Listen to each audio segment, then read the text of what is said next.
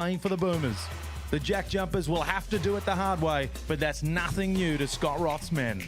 Will Magnay welcomes fellow Aussie big man Josh Bannon, who will be joined on the floor by Star Imports Bryce Hamilton, Tiger Campbell and David Johnson. All three can and will add to both ends of the floor. Can the JackJumpers march back into championship contention? Absolutely. Let's hope that they can turn it on this season with a lot of new faces. This is a new look Tasmania JackJumpers, and we're excited to see how they compete this season. Bryce Hamilton, a star against Melbourne. Unfortunately, they couldn't get over the line. Wasn't that an amazing game with Milton Doyle just putting the dagger into the hearts of the fans? Just a wonderful way to get this new season underway, and for Milton Doyle of all players to be the one to hurt all of Tassie's fans. But a great way to start the season. I'm expecting anything less tonight. David, are you excited about this team, the JackJumpers, and what they've done? I am. I got JackJumpers in my top four. Yep. Now, that don't mean they're going to be top four, because anybody can. But I just like the makeup of the three imports. You got every position covered. You got Majuk Ding, who a lot of people don't talk about. He was a hero in that championship series, a healthy Will Magnay, and of course they have that awesome home court advantage. The Ant Army is pretty strong themselves, and I just like the makeup. I like what they're about. And Josh Bannon, he's another one. He's coming back with a bit of a point to prove, because he had a bit of an injury interrupt the season last year. I feel like they got all the pieces there to contend for a top four spot. Yeah, he's stuck under the guard a little bit, hasn't he? We've been talking about the imports, but he's going to be a crucial component of their team. Let's go through the coach's whiteboard. And of course, Damon, you've got Scotty Roth. And what's he looking for tonight? Yeah, I don't want Scott Roth to think that I'm trying to predict what he's going to think or say, but he wouldn't be happy with all those offensive rebounds they gave up against Melbourne United. Melbourne United actually out-jackied them. Normally it's the Tasmania JackJumpers getting on the glass. And also, don't overreact. There's only one game played. Scott Roth is not going to lose the plot. They've got a tough little run, haven't they? I mean, they're away for the next, well, including tonight, another 3 games after that. So they really need to get a bit of a wriggle on. You can't afford to drop too many games. I've said it the other day. You got to win as much as you can early before everybody kind of gets into their rhythm and gels. So every win is absolutely vital. All right, let's change tact and go down to the other end of the court in the Perth Wildcats. Damien Martin, what's on John Riley's whiteboard? Well, I actually tried to sneak in there to see if I could get you what he actually did right there. But You're not welcome so I just anymore. came up with 3 of my own. Rebounding forgives all sins. We were at the launch a couple of days ago, Lockie for the Perth Wildcats, and he used that. So I'm going to quote it straight from the coach's mouth. He doesn't care. He knows that the chemistry is not going to quite be there. He knows that offense is going to be slightly out of timing. Defensively, they're going to make mistakes. Get the rebound, and that can forgive all sins. Communication. Mason Jones has only trained 3 times with this team. He needs all of his teammates who know the offense, know the defensive game plan to have his back, and that is through communication. And don't let the ball stick. There is so many offensive weapons on this Perth Wildcats team. Matty Nielsen, assistant coach for the Spurs, assistant coach for the Boomers previously, he used to say you should have 0.5 of a second to make a decision, whether that's shooting, passing, dribbling. I would love if the Perth Wildcats adopt that, because if you don't have something, boom, move that bad boy on. All right, we're excited. The 2 coaches having a little bit of chat right in front of us. Damon, welcome to Perth, by the way. I mean, this has been 20 years since you've been in Perth. So your last time in Perth, you were actually playing a basketball game. People forget I actually used to play basketball. Yeah, no, it was 2005, and me and this guy over here, John Riley, we were teammates for the Townsville Crocodiles. Johnny was playing good basketball. I was impersonating a basketball player. But we came here, we played the Wildcats in Challenge Stadium, and I spent half the time just running around chasing Ricky Grace. Yeah, what a team it would be. Hey, tip-off is coming our way here in Perth, and we're certainly excited. It is the Cats and the JackJumpers. So you won the championship. Now what? As last season's glories fade, the hunt for a new NBL title begins. It starts with the biggest move the league has ever seen. King of the jungle. We 6 months later, now they talking about I'm the Lion King. Like, when I go back to Perth, I'm burning that. But Bryce isn't the only one making noise. With rosters reloaded and superstars on the move, everyone is here for one reason: their shot at history. Here's the JackJumpers' chance. McVay, 2 on the clock. Simply incredible. Jeff McVay with the shot of his life. And with the world watching, This season is going to be bigger, tougher, louder than ever. Who will ignite their team to success? And who will be crowned champions? One last chance. Goal! The end! Bryce Cotton cannot be stopped. From one end to the other. Vicious. The building shook. Kendrick Davis fires a bomb from halfway. He pulls the trigger. Big shot taker. Big shot maker. It's NBL26. Play it loud.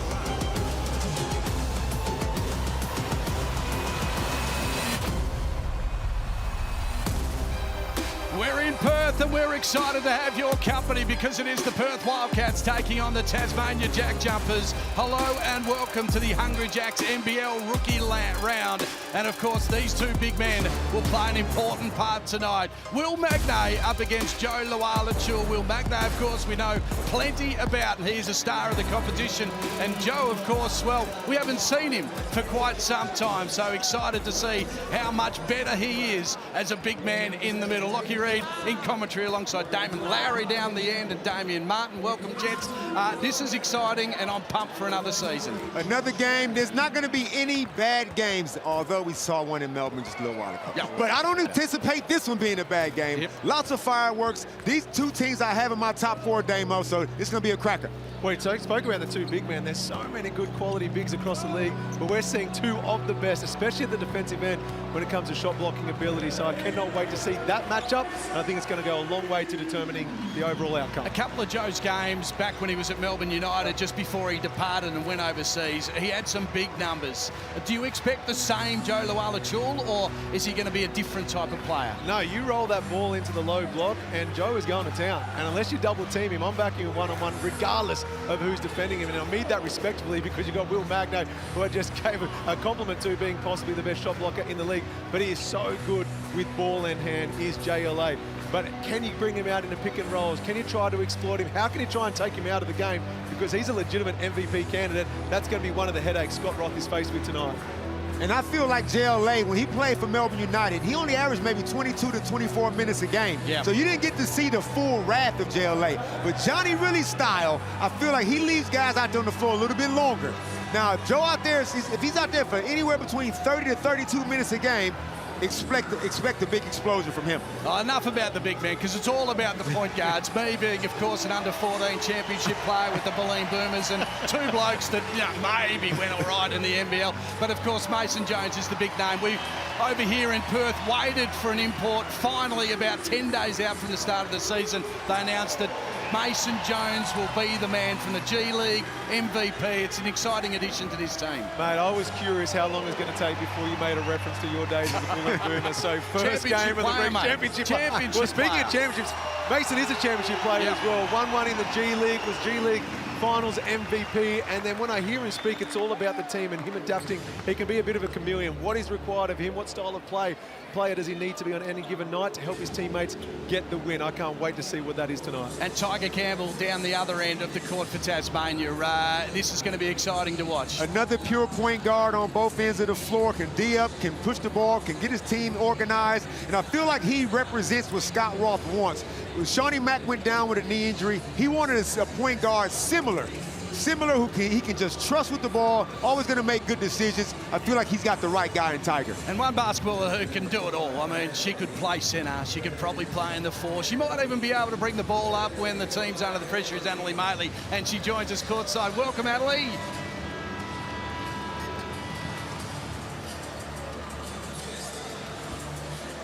Seats. Thanks, Locke. You should tell my coach that I can do it all as well, by the way. But the vibe is really good. It's kind of like the vibe of a finals crowd at the moment. Things are going to be so loud, and I'm really excited and looking forward to see how the crowd jumps on Mason Jones and if they're going to carry him the same way they did with Bryce Cotton. Back to you guys. Good on you, Annalie. Look forward to hearing from you throughout the night. Let's take a look at the starting fives, and of course, Joe Luala-Chul will be the big man in the middle. Mason Jones we're excited about, and Ben Henschel. Good to have him back playing basketball in this country. Yeah, I thought we were going to lose him to collegiate basketball in the United States. Instead, Perth Wildcats benefit from one of the best youngsters in our game and someone that's going to go on and represent the green and gold for a long, long time. But right now he's wearing a red jersey for the Perth Wildcats, and I love that he's in this starting five. We've talked a lot about the imports for Tasmania and also Will Magnay, but I'm excited about this young man, Josh Bannon, of course. Couple of years at Brisbane and now gets his chance to be a regular in this team alongside Magnay, which hopefully will make him a better player. Yeah, Josh Bannon has really improved his three-point shooting. He's also one of those kind of guys that Scott Roth likes, a guy that just, not fancy, just meat and potatoes. We're underway in Perth. Around 12,000 in the house. The Red Army excited about their new team. It's a different look. We'll see how they go. The pass inside through the hands of a couple of Tasmanian players. Magnay was one of those, so it'll be a baseline pass for Mason Jones. As Stamo said, only trained the 3 times. Good little pass out towards Doolittle. Into the corner it goes for Windler. That one doesn't go, so Bannon will ball in the boards.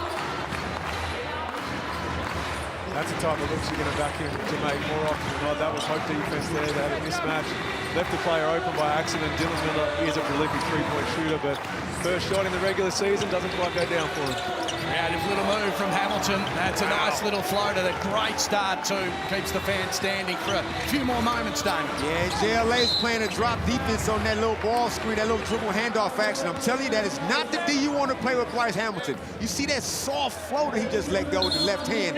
He is, in my first team All-NBL, or the prediction just saying, with 24 points on debut, and the way he's going right now, it could be another night like that. So Magnay against Wildcats. His pass is a little wild. Doolittle keep it in play. Now into the post they go. Wildcats shot misses. The tap in, tapped away by Magnay. Into the hands now of Doolittle, top of the key. Another rebound for Joe. Oh, Doolittle tempted again, had a hand in the face, didn't matter. 3 points, drops. Giving up an offensive rebound early, Scott Roth. He would have put that on the whiteboard, Damo. You can't be giving up offensive rebounds early, especially on the road. And they got nailed by that against Melbourne United as well. The numbers weren't good for Tasmania on the offensive boards, in particular for Melbourne United. They were prolific as the pass inside to Bannon. He'll be tested out by Doolittle. Big, strong body. Bannon couldn't make that one go. I'll be intrigued to see how Christian Doolittle goes now in a team that's pretty much his, Damo, as Benny Henschel has the license to shoot. Another offensive board. Jones sees the rack, goes to the rack, pass inside, drops in. Another O-board. That's what the Wildcats, 2 possessions, both possessions. The first shot hasn't gone down. They've done a great job rebounding. Hamilton inside again. Magnay under pressure. That was good. So, yeah, they lost the offensive rebounds by 22 against United on Thursday night. You got problems, man, with Bryce Hamilton. Sorry, Locke. When you got Bryce Hamilton coming down off those DHOs, if Tiger Campbell finds himself in the body shop. Doolittle again. In fact, no, they had 22 offensive rebounds, Melbourne United. When you looked at me and just stared at me, it's like a lot. I thought I might have got that wrong. That was the same look that my wife's father gave when she said she was marrying me. I got that one wrong. He's Tiger Campbell as well, working his way through the key, off the glass, couldn't make it go. So, right start, 5-4. Expecting it to be like this throughout the evening. While Jewel puts it on the floor, feeling a little confidence. That one doesn't go as well. How much of a difference will this team, Damon, be with Wildcats instead of Pinder? Where do you see the difference there as the JackJumpers keep it alive? Once again, Johnson couldn't make it go. To be fair, I don't see a whole lot of difference. The only difference is going to be in minutes played, because when Keanu Pinder was here and when he got his minutes, he was getting you 16 points, 8 rebounds, and high-energy stuff. But for whatever reason, he fell into the doghouse, and sometimes you wouldn't see a lot of him. But I feel like that won't be the case with JLA. Like I said, he'll probably play 30 minutes a game. And it's obvious their game plan, isn't it? They've gone to Big Joe nearly every time down the court. Damo, Dante Russell Nance gets an early call-up. What can you tell us about the young man? We don't see a whole lot of him. No, we barely saw him last season, but he had some incredible time over in New Zealand, dominating their junior leagues, and came out here with high expectations. I know a lot of development coaches speak highly of him. Cousins, I believe, with the Webster brothers, and just one of those guys you're going to see playing for the Tall Blacks for a long time. And the Wildcats were good enough to get his signature on a multi-year deal because he's still super young. You know, I think he's eligible to be a sophomore in college if he was going to go to university. So I'm excited that JR is showing so much trust in him, subbing him in only 4.5 minutes in the first quarter. Here's Jones underneath. He'll get his first 2 points in Reds.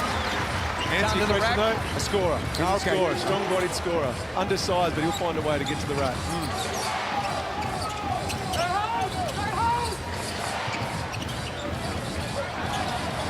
Tassie trying to look inside defensively. A lot better from the Perth Wildcats. Of course, Sunday, Tetch is not playing. He's out for about a month with a calf injury, so Dante probably gets more minutes now over the next few games, as he probably will later on in the season. And another sub-made new player to the Wildcats in Lat Main, and then David Aquera. So it's good to see JR's rotating a few bodies through. Obviously, he's going to still try and find that chemistry. They barely know each other's strengths and weaknesses with how many new players there are and how late some of the personnel came in. But Tassie, on the other hand, they look like a team that's gelling early. That was a good basket. Marshall just creeping onto the court. Johnson having a rest, and he's straight into the action. Good to see Nick Marshall being aggressive. He's trying to find a home. It didn't work out for him in Adelaide, but there's no doubt in that man's talent. Absolutely. Time ticking away. 5 on the shot clock. Jones will have to shoot this one. Puts it on the floor. Dante under pressure. Just throws it up. Lots of bodies underneath the basket. Marshall gets the ball and then travels. 9-6 that score. 5 minutes gone in this first term. Mason Jones gave Dante the hand grenade pass. 1 second left on the shot clock. Here, young fella, do something with it.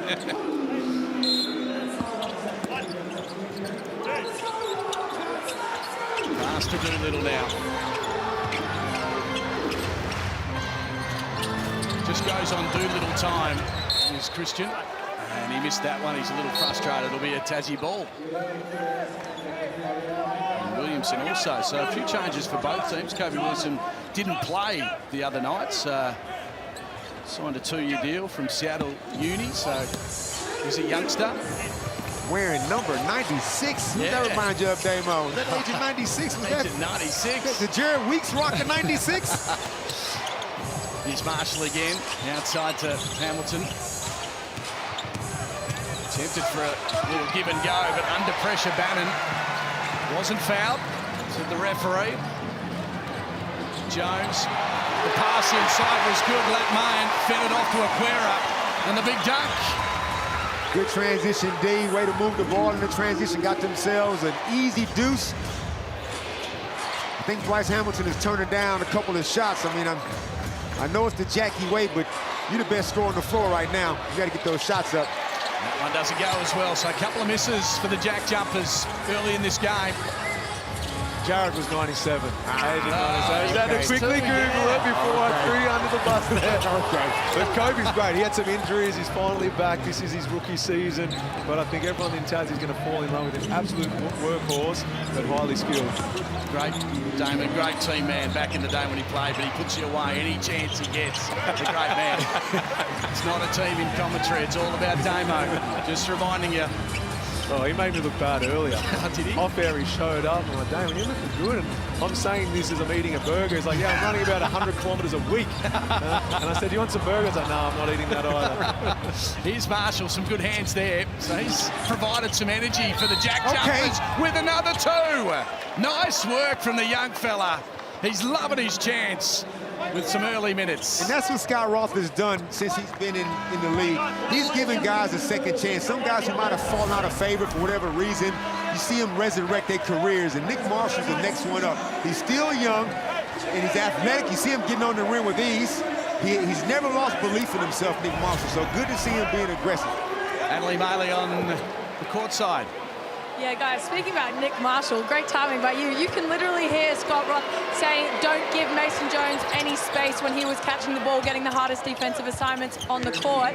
Now when he's coming down on offense, he's just telling him to go downhill. So that trust in him as a player, you can literally hear him yelling it from the sideline. Back to a 2-point game. Good little fight back from Tasmania. Also Nance with some fancy little footwork. Couldn't finish the hook shot. Jesse Wagstaff into the game. Your old mate Damo continues to go on and on and on. Season 17. And another good score, Ben What do you Hare. think about that fashion statement, Damo? The sleeve, yeah. Wearing the sleeve. He's changed. Wag has swag. He's never been one for fashion, so I'm going to throw it out there that there must be something to do with his elbow. But I will be giving him a hard time. You better believe I'm getting a photo of him wearing a sleeve.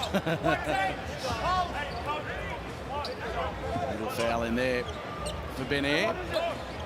Anthony Drimmick checks in as well. Only played maybe 7 minutes in the last game.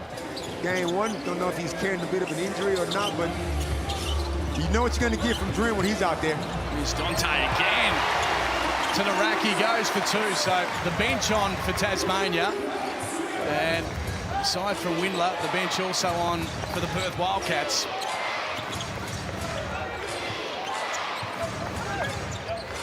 And Drimmick, of course, didn't get many minutes on Thursday nights. He shoots away. There's a little hand in there, but there's going to be a foul underneath the hoop. Block. Now, this is no disrespect to those 5 Tasmanian JackJumpers on the floor right now. They all can ball. But I'm not going to have all 3 of my imports as good as they are on the bench at the same time. And Johnson's been off for a little bit as well. So those guys had 46 points between them in game 1.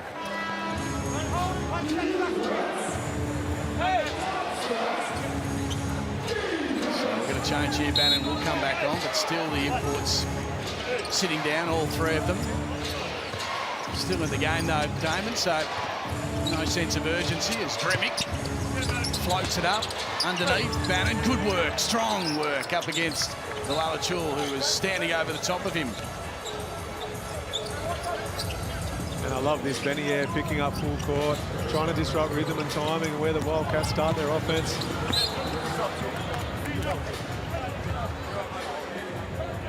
Yeah, Ben Ayers, captain, I think, Damo, of the all-agitator team, but I don't want people to think just because he can get under your skin that he can't play rock-solid defense. Windler doing some fancy footwork.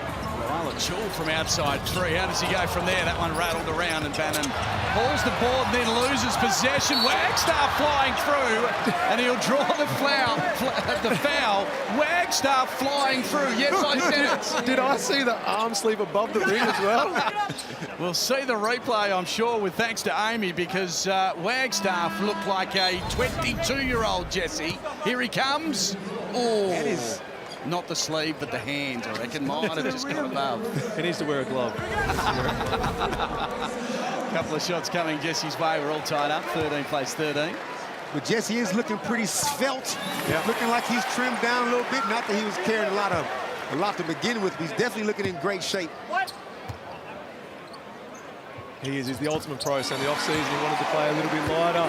The diet that he took on was amazing, so I got self-conscious when we'd go out to eat together. But credit to him, season 17, you've got to keep up with the youngsters, and he's seen it through just trimming down a little bit more. There's limited tickets remaining for the NBA NBL Melbourne series. Don't miss your last chance to catch NBA action, as that basket won't go. For the first time in Australian history, catch all the action 2nd to the 5th of October. Tickets through Ticket Tech. Make sure you check it out, as Jones just got it over half court. Wagstaff for 3. 17 seasons he's been doing exactly that. He just knows the game so well, knows that there's going to be a double team, hold a space, at that little bit extra pass is made to the open man, he does the rest. Dean can't make it go. Strong work from him. Worked really hard to haul in the board on that occasion. We're under a minute to quarter time. Bannon went the feet. Gave it to Marshall. Been very good. Here's Drimmick again. Hand in the face from Windler. Had to shoot away. Good box out from Wagstaff on that occasion. And Jones double team, nearly losing possession. Wants to get rid of it. And blasted straight up. Ding underneath. That one doesn't go. And that's what Ben Air can do. Make you pick that ball up early before you want to. And Mason Jones, even though he's playing at the point, you wouldn't say he's a traditional point Damo. No. But they've double-teamed multiple times, whether it is Mason or Dante, so it's part of the game plan is to get after the Perth Wildcats point guards. Windler! with a big three, stolen by Jones, but a big finish to the Perth Wildcats. That margin, 21-13, all of a sudden blew out in the last minute or so. An impressive start from the home team. Here's the Amy replay of that long shot. He loves it from a long way out, Dylan Windler. Certified sniper. He showed glimpses of this last season. And like you said earlier, Damo, another year under his belt. He's more comfortable. There's no all that gravity that Bryce Cotton had. Now it's a little bit more, I guess, spread. So now Dylan can be more comfortable letting shots like that fly on a regular basis. Let's take a break because the score at the moment is 8. It's the Wildcats leading the way up against the Tasmania JackJumpers.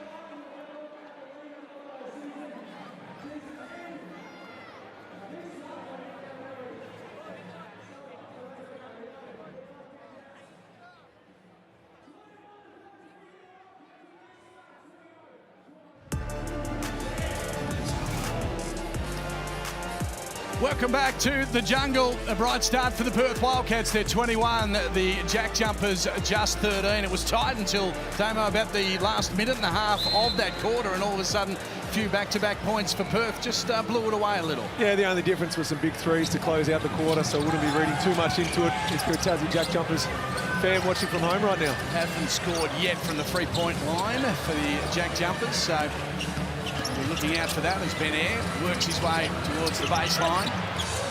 Kept the ball alive, but through the hands, though, of Deng. It'll be a Wildcats ball. Damon, any stats that stand out to you so far in that first term? Yeah, Tassie gave up 6 offensive rebounds that quarter now. They gave up 22 in game 1, and they're trending to give up 24, but I'm perplexed at how, okay, I see Bryce Hamilton out there on the floor. I didn't see him at first. I was about to get worried there for a second. Basket doesn't go. Anneli Maley was listening into Scott Roth during that quarter time as Joe Luala-Chul drops one in. Anneli, what did he have to say? You guys, you wouldn't guess what he was talking about. It was the rebounding. He said you guys are doing all the hard work, but they're just letting them get another go at it. And then on the other side of the coin, he said you're not valuing possession, throwing the ball away, and then missing easy layups. He wants them to reward themselves. But hey, if I was him, I'd be mad at them for not rebounding as well. Did you give your advice? I mean, you are the rebounding demon. Oh yeah, just go get the ball, guys. It's not that hard. 23-13 the score. You're right about the ball handling. That is one maybe weakness that opposition teams can try and make the most of, Damon, because Jones has a couple of times been a little stumbly. They only had the 2 turnovers for the quarter, but he's a scoring guard, right? So if you want to spend all your energy trapping him, taking the ball out of his hands, I don't think he wants to bring the ball up that much anyway. I think he wants to kind of play off the ball and maybe get it back late in the shot clock. But that's what Tassie wants to do. They want to speed up the tempo a little bit. They've already had one game under their belt, so maybe they're trying to catch Perth not quite ready for game one. Here's Jones again, double teams. Just kept it alive, too little. Composed. One on the shot clock, had to throw it up. Good defense, Tasmania. That was good stuff. Coach would like that. Now they're just got to score at the other ends. Yeah, going back to getting after at full court defensively, I think a lot of people just do that when there's a new import in the league. Okay, can he handle the pressure? What is he going to bring to this league? So regardless of who it is, I used to love getting after new imports just to see what they're made of. You love getting after everybody. Yeah. Here's Deng to Ben Air. Into the key he goes. That one was a little short, so shooting percentage just a little flat at the moment for the JackJumpers.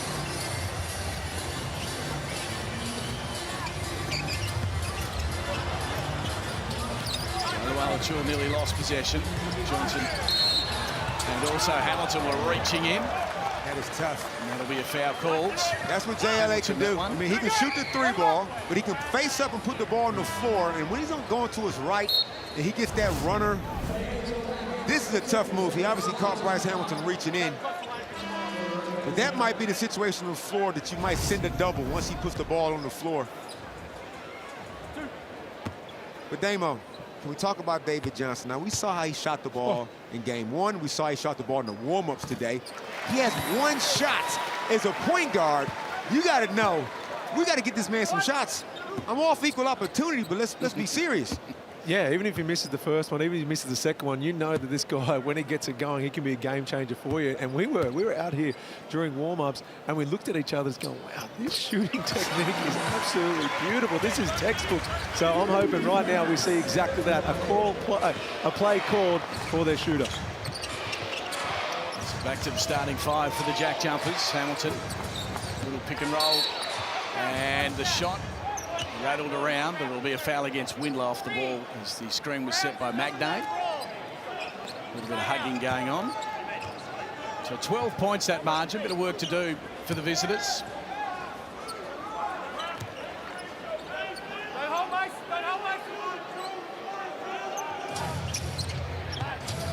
Here's Tiger Campbell. Henschel has him. Magnay comes to the screen. Feed inside, up against Wildcats, and then a big swat away from Windler. It's going to be a foul call, though. Joe Wildcats. They better not call it on Dylan. No, they won't be calling it on Dylan. It'll be on Big Joe. Little push. Joe wants it to go to a review. Where is it, Damon? Where is it? It's soft, but you wouldn't review it because there is something there. But yeah, Windler up top was very clean.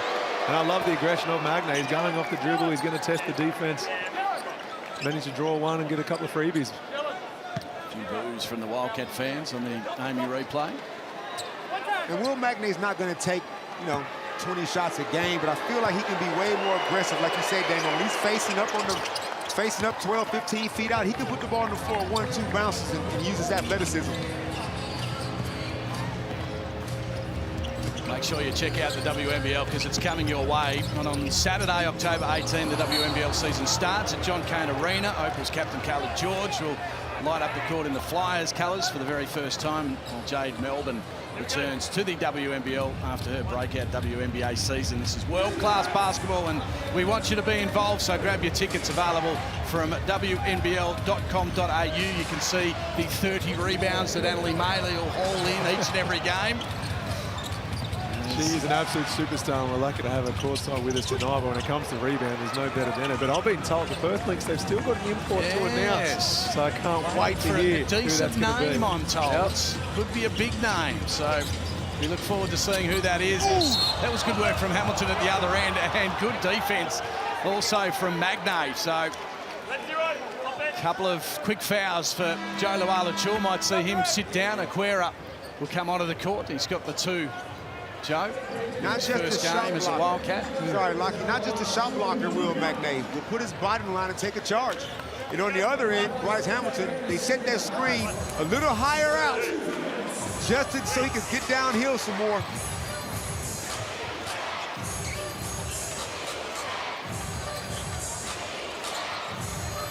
Here's Hamilton. Windler has him. Now left for Aquera. The left-hander will shoot away. Oh, Henschel lost control of the ball. Windler was there to help out, but Tiger was so quick to pick it up. Now a little jumper on the elbow. That doesn't go. Too little to Henschel. Now to Windler. Decides to go against the screen. Henschel, good work. He'll get his own rebound, but slapped away from him by Johnson from behind. It'll be a Cats ball from the baseline. Will won't get a stat for that, but he changed that shot. Henschel had to throw it up way high, higher than he wanted to. Things have slowed down a touch for the Wildcats. Tassie's defense has been superb and again forced the turnover. 8 points the margin. They can trim it here. Quick feet over to Johnson. Swish it goes. Great response from the JackJumpers. They've turned it around to just a 5-point ball game. Cats will have a bit of a chat to the coach, and they've got plenty to talk about, haven't they? I wish you could see Damon on that crossover. He absolutely loved it, but I want to quickly credit Will Magna. He has been brilliant over these last 4 minutes to start the second. Let's check in on the Tasmania JackJumpers. Let's hear from David. Yeah, we caught the tail end of that play, but I did get excited. That was a crossover right there, and he kicked it. He could have shot it, Damo, but he knows his partner, David Johnson, has not had more than enough shots. Make the extra pass and let this man get hot. So 5 points that margin. Johnson, of course, coming off a 22-10 and 2 game, 53% from the field, 24. So their imports are all very similar age. This group could grow together, which is what Scott Roth would be wanting. He's 24. Hamilton also, sorry, he's 22. No, 24. 24 is also Hamilton. And then Tiger's 25 years of age, so all around the same age. There's good growth there. It reminds me a little bit about the Wildcats team when you came into it. You're all a very similar age. Yeah, young Kevin Lish, Greg Hyde, Jesse Wagstaff, and then we're fortunate enough to grow together, Matty Knight. And then if you can keep your core together, regardless whether they're imports or locals, that is a big tick. Here's Annalie Maley, who listened into John Riley. The word of that huddle was being too casual. Everything is casual. Everything you're doing is casual. A couple other, fluffy words around that, but that was the main message. And we might see some trapping on the on-balls from Perth just to lift their intensity because they're being, as he said, too casual on defense. Here's Jones, finds Windler. Doolittle. Hasn't seen a lot of it. Dropped the 3 early in the game. Aquera was up high, but came off his hands. So lack of scoring here for the Cats. They've gone dry. The JackJumpers are playing really good defense. I feel like Mason Jones, he could definitely be more aggressive, Dame. I don't know what you think, but he's looking like he's trying to just kind of fit in right now and just be your explosive scoring self, and guys will react around you. Well, I think it's unfair to expect him to know inside and out of their offense. Yeah, you've called the shot. This is something to watch for the remainder of the season. But it's hard to know the offense with the only been here about a week. So when you think like that, Damo! Simple. That's just what I'm simple talking about. The game. Just dribble it down and shoot it. 2 great shots from 2 great players that we're excited to see for the rest of this season. Johnson one end, Jones the other. And here's Tiger to Bannon. Feeds it off, Hamilton. Things stepping up a touch now for these 2 teams. 5 points the margin. Tiger's shot won't go. Aquera will get some minutes with Loalachul under the pump. Here's Jones again. This will bring the crowd alive. He might get it back. No, he won't. Fast break. Magnay, just a nice little lay-in. No need to slam dunk that one from the big man. Yeah, it's hard to get back in defensive transition when a shot like that goes up that quick, and Will Magnay was very fortunate to be on the receiving end as Dylan Windler doesn't get one to go. So that one must have come off the hands on the Amy replay. Aquera. So here's the shot from Jones. That was nice work, little step back. We saw a lot of that in his pre-season game against Japan. Cats fans hoping to see a lot more of it as Tiger Campbell is just creating a little bit of havoc, and that's a great feed underneath. Henschel, though, got his hands in. Doolittle on the break. Henschel tried to find Jones straight into the hands, though, of Hamilton. Little stutter step and then a nice little bit of body work to finish with the 2. Man, we saw 3 good possessions. I can't even remember what we saw first. It happened so fast. Ben Henschel with a good block, but then he turned the ball over and it resulted in a bucket. There's Winder climbing high. He's out to 13 this game. Now it's back to 1, so the Jackies have done really well to get themselves back into the game. And we're going to have a timeout for the visitors as we take a look. 28-27. Just low scoring pretty much across the field, isn't it, Damo? No one's really set this game alive. No one's really found their team chemistry. We're seeing the JackJumpers now up the tempo, and that is in their favour, and then they're getting stops at the other end. So if you can get the defensive board, kick ahead and run, it makes life a lot easier. Well, before the game got underway, Annalie caught up with the big man in the middle for the JackJumpers, Will Magnay. Speaking about the numbers on the glass, you've got some pretty big bodies you're going to have to shut down here. So that was the focal point going into tonight's game? It's like you're actually going to have to box out and do that type of stuff? Or? Yeah, well, you actually got to box out most games, apparently, as the coach says. But, yeah, I mean, that's something I think we can take out of last game. But obviously, it's sort of a different style this game. They're a bit faster. They shoot a few more threes, so it'll be a bit more sporadic rebounding. But if we can kind of control that tempo, I think we'll put ourselves in a good place. Absolutely. They've already played 1 game. That was against Melbourne United. The final result was 88-84, a 4-point loss to the JackJumpers. Badly beaten in the rebounding, as been mentioned, and didn't get a lot of opportunities from the foul line as well. Melbourne scored 11 more points from the line, so it was a good start for Melbourne United, and Milton Doyle spoiled the party there in Tasmania. Of all the players as well. Yes. It was an incredibly tough shot. Credit to Milton, but yeah, former JackJumper, and then first game of the season with a new jersey on, he was brilliant. And his championship teammate Fabian Kristovic helped himself to 12 rebounds in his 200th game. JackJumpers with 7 new faces from last season, saying goodbye to a couple of club stalwarts, in particular Clint Steindl, who was an absolute jet for them over many, many years. Great captain as well, as Tiger Campbell slots in a 2. So they lose a little bit of leadership there, but it's time for somebody else to stand up. Magnay and Drimmick will be the players in that role. It hasn't always resulted in points, Damon, but I'm loving Tiger his pick-and-roll game. Yes. He's had some good looks. He's brought some teammates into the game. I think they're going to live and breathe out of it. Yeah, he can tell, man. He get that hostage dribble, they call it, when you come off the screen and you keep that guy on your back. He's strong, too, for his size, and once he gets into the key, he's going to make good decisions. He didn't have a turnover in his first game. So the inbound has to be a high one. Windler has to come from behind, and unlucky on that occasion for Hamilton. He got in front position. Came off his hands, though. Just rattled at the moment, aren't they, Perth? They had a good little patch early in this second term, but Tasmania have stepped up the defence. A lot more energy for him as Wagstaff will look to feed it. No, he won't. He'll take it in, and under the hoop, Magnay swats it away. Johnson for another 3. That one a little firm. Well done by Dante. Russo Nance on the break. Might just hold it up, send it to Doolittle, top of the key. That one's off target. Look at Jesse Hustle! Jesse hustles his ass off! Good example set by the veteran, but it's still a Tasmania ball. Campbell feeds it to the post. And he'll get it back again. Magnay rolled off nicely. It came off the feet, though, of the Wildcats. Jesse might not want to challenge Will Magnay at the rim. That's the only thing. Everything else, but look at this hustle. Yeah. How many seasons, Damo?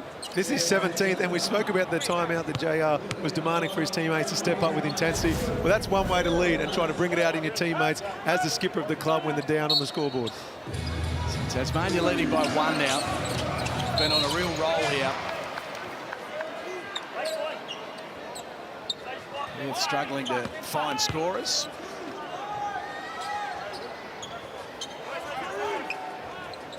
A little over 2 remaining before half-time.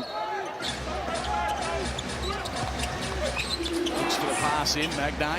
Sends it back to Campbell, who's been probably the dominant player on the court. He's creating a little bit of havoc on the offensive ends. And a foul there for Russo Nance. And that's the 5th foul for the Perth Wildcats. Dante got to know the foul count, because now Tiger goes to the strike for which should be an easy 2. He just opened up his stance a little bit too early, preparing for the on-ball pick and roll, because he's had to try and guard it so many times. And Tiger, credit to him, saw that little opening attack through the foul and misses the first, but hopefully rewards himself with the second.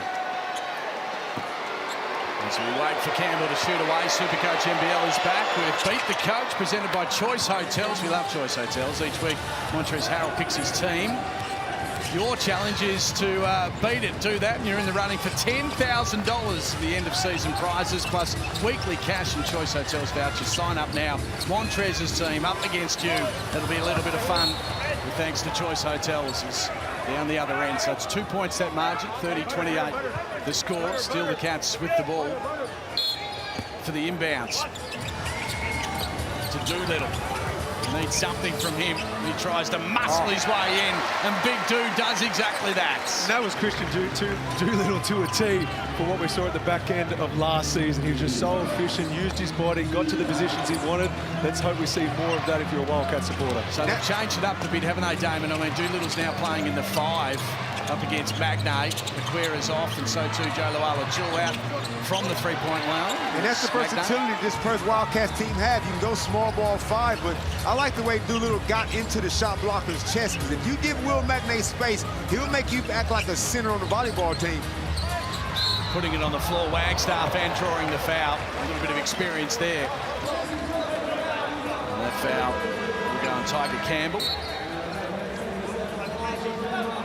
We're all tied up, minute 34 remaining, and a couple of changes. Henschel sits down, so Nance also, and Pepper and Jones come back in. So Mason Jones came with a lot of hype. What have you made of his first half here? I just think he could just be a little more aggressive. I mean, I know what he's capable of, but sometimes it takes a while for the imports to get, I guess, find that comfortability with their teammates. What he can do individually and what he did in the G League is different than what you're doing right here with your team, but he's gonna have to pick his spots. And if I'm his teammates, I'm saying to him, can I get a little bit of G League Jones, please? Yeah. Not all the time, but some of the time. G League Jones. G League Jones. Yeah, nice. Great second term for Tasmania. They've made it nice and interesting inside the jungle. And all thanks to a little Tiger as Bannon feeds it to Magnay. Windler was up there. Dylan Windler, but there's going to be foul calls. Windler with a double block, but a sneaky one from Jones. I think it was called underneath the hoop. Dylan Windler will be spewing after that. Let's have a look. Amy replay. There's the first. He Magnay. Then he went for the second, but I think it was Jones below who drew the foul on the first miss for Magnay. Damo, did he lead the team in blocks last season? I want to say he did. I think it's people don't understand that when you're going up and Dylan Windler is somewhere nearby, he's going for the drop shot. He's got 2 already this game. 2 misses for Magnay. Doolittle, and stepping out of court is Elijah Pepper. A waste of possession there for Perth. It's low scoring, but the quality is sky high.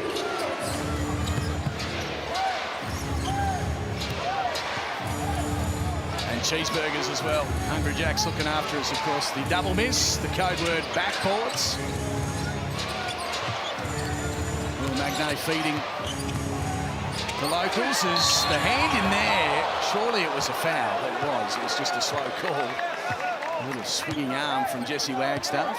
Took a while to blow the whistle, the referee. Josh would have looked at Wagstaff and thought he had a mismatch, but Jesse was moving his feet well. He just kind of bailed him out at the end, bringing his arm down. Jess reckons he got all ball. Most players do. Yeah, but when you're arguing the ref, you're not looking at the coach to review it. It gives you a little hint that just trying to make more so a point to the referee. One not being 100% clean. Great pickup by Taz in the offseason, though, Josh Bannon. Yeah. So reliable, his work ethic, his dedication to his craft. He's only going to continue to get better. And that combo, that 1-2 punch of he and Magnay as your bigs, that is a luxury to have. Yeah. And as I said pre-game, also probably develops him a little quicker, doesn't it, alongside Magnay? Makes life a little easier. Here's Jones. The pass Doolittle into the corner. Pepper been brilliant in the off-season. Nails a three. They needed that, Perth. Mason Jones is an extremely willing passer, people. You can jump out and trap him if you want to. He's making the right pass, and then the hockey pass. Sorry to get not Ryan Pepper, played against Ryan Pepper back in the day. Elijah Pepper, the wide open corner triple. Just saw Nick Natnui in amongst the crowd. The Tangerine timeout is coming your way. Perth Wildcats led at 35-31. On the flip side, I asked about Mason Jones. So let's talk about the three-headed monster of the Tasmania JackJumpers in terms of their imports. What have you made there? We just slowly but surely seeing each one of their strengths. Tiger in that pick and roll situation, and then the other two spotting up, crafty players. But I want to see all three of them bring out the best in their big men as well. Who have you liked most out of the three at the moment? Tiger, probably this evening? Well, like Damo said, all of them have shown glimpses of who they are. But as a point guard, I cannot help but like what Tiger Campbell's doing. Like, he doesn't have to score all the time. He's just orchestrating everything. The guy doesn't make mistakes. Like, I can see why Scott Roth went after this guy. You can trust him with the ball. 4 points the margin. We're closing in on half-time. Maybe a couple of possessions coming our way. As we said, the next couple of games for Tassie, the tough ones: Illawarra away, Brisbane away, Adelaide away, and then they've got Sydney at home. Tough little stretch after playing Melbourne on Thursday night. A win here would just give them a heap of confidence. Perth, of course, we've got New Zealand away, long trip, Illawarra at home. So much more civilised draw for the Perth Wildcats to start their season. There's a bit of body contact in the middle, and Pepper's gone down. Tiger passes inside. Bannon scores the two. Nobody yelled out, I don't think. Let Elijah know that the mountain was standing right there behind him. Got cleaned up. Last possession for Perth, you'd have to think. They'll mip this clock right to the end. Windlap with ball in hands. Johnson awaits. Windlap might take it to the hoop. Decides in the end with a little step back, doesn't go. Bannon throws it up. And it was after the buzzer. Good finish from both teams, though. 35 plays 33 here inside the jungle. It's the Perth Wildcats up against the JackJumpers. And it's been an intriguing start to the game.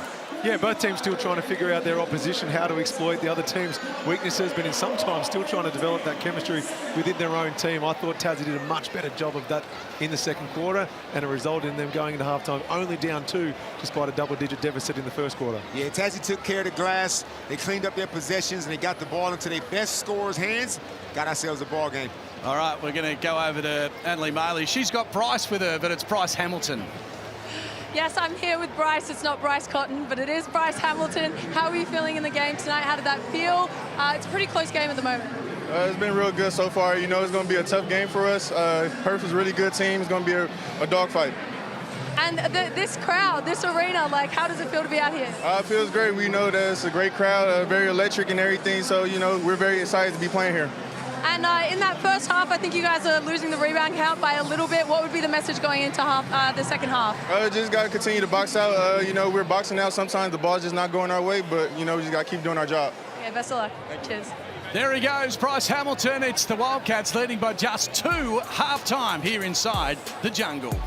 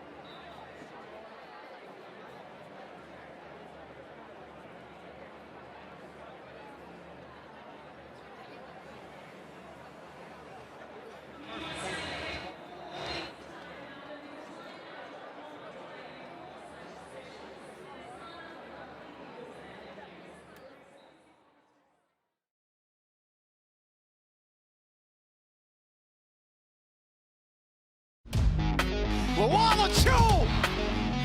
Wildcats, look out! On the phone with JR. He told me he was going to recruit me like 2 years ago at Summer League.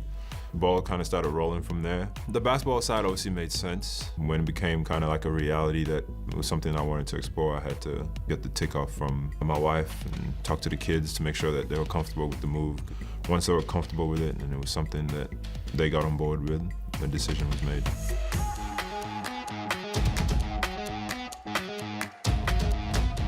Talking to Sunday, we always wanted to play together. We started playing basketball kind of similar age. Being able to come back now and play for the Wildcats in Perth and having like longtime friends kind of hit us up and being excited to come to games. I have one of my friends that literally collects all of our jerseys, you know, so it's pretty cool, you know. I'm excited to be able to play with somebody that I'm super close with, somebody I consider like, well, you know, one of my brothers. I just love hooping, so I just stick to hoops.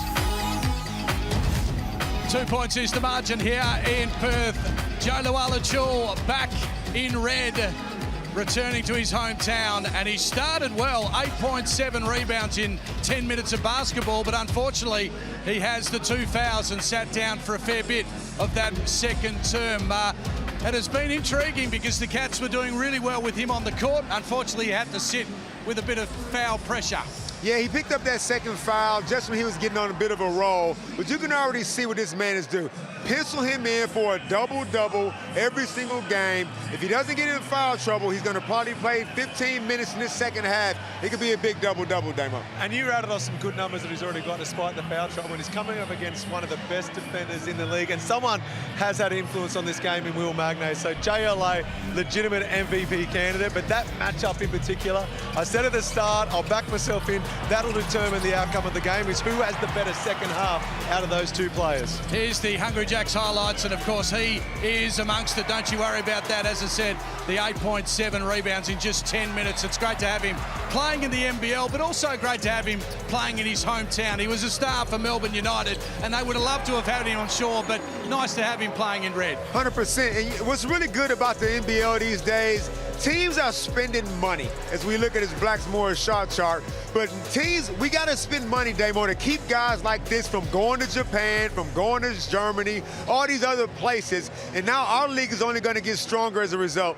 Hey, Damo, so we've got about 4 players that are supposedly in the $1 million mark. Okay, 4 players around the league that apparently are earning $1 million.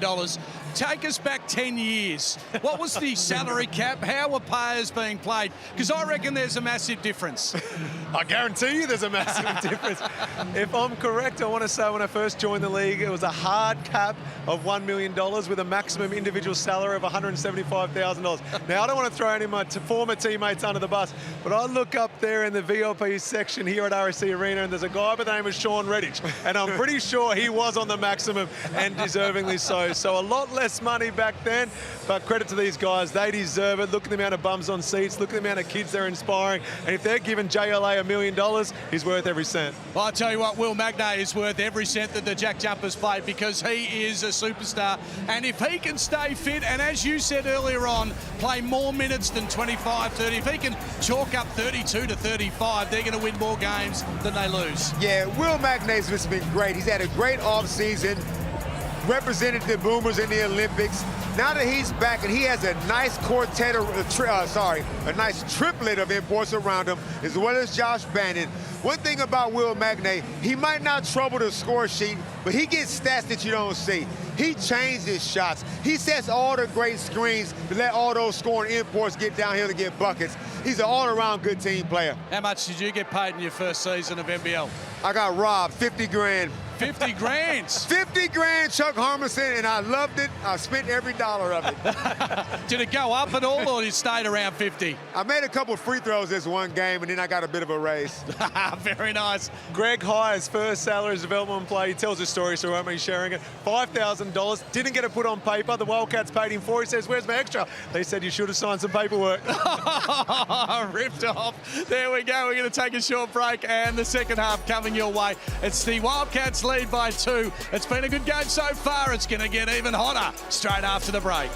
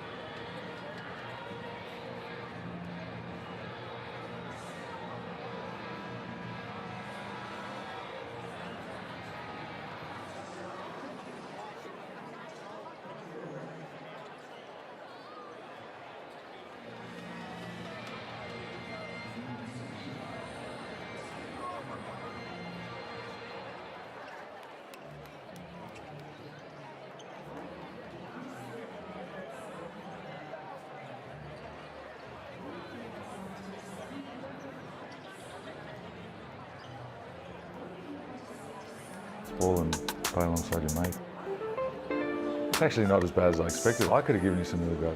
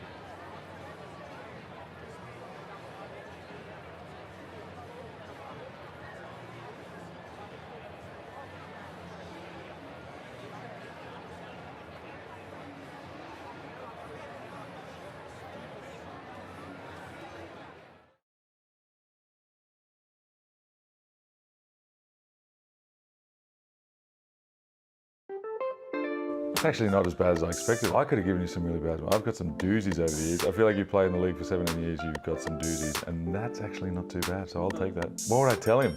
Oh, have fun. Not that I'm not having fun now, but that you'll still be playing in 17 years, and it's a pretty good gig to play basketball and play alongside your mates. It's a pretty special job.